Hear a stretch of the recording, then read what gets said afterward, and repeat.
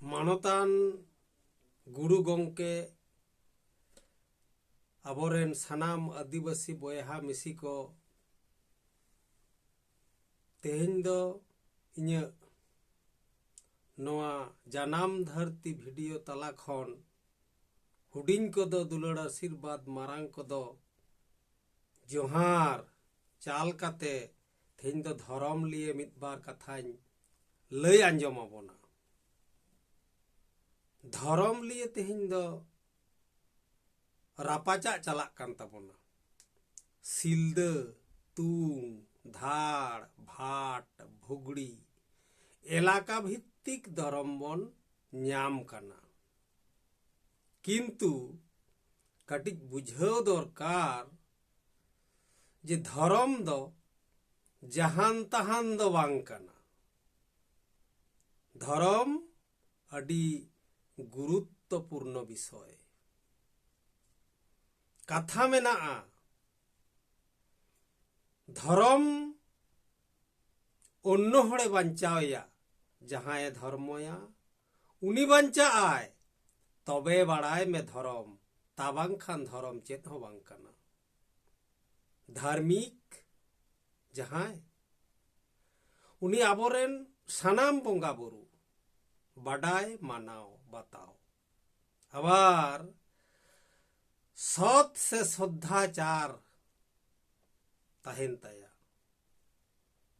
हिंसा विद्वेष रागी रस बांग ताहेना।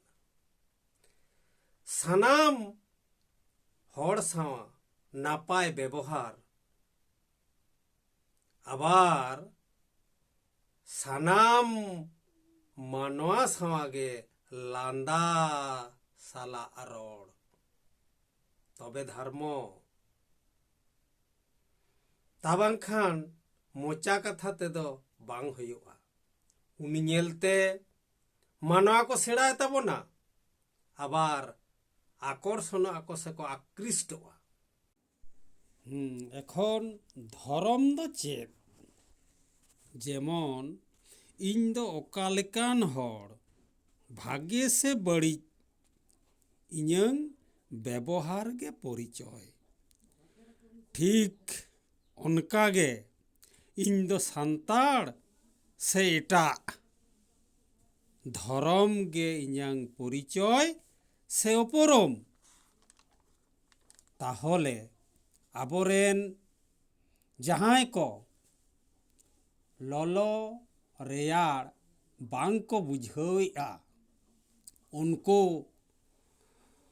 आबोनांग हिरिज पसीर धर्म रेया मत जेमन केउ दो सारी केउ दो सारना केउ दो आदिवासी केउ दो मारांग बुरु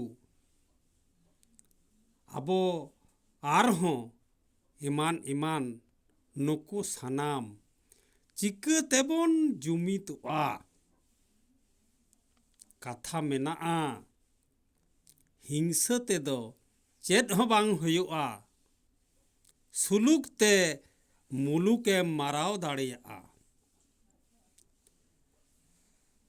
ठीक ओना कथा सामांग रे दोहो काते प्रत्येकटी आतो आतो मंझी साला दुपुड़ुप काते नापाय सगई बन बेनाव राकाबा। धीरे धीरे पति मंझी साव चेन बन बेनाव राकाबा ताहले खान गे बई बईते जुमित सेत बन लाहा।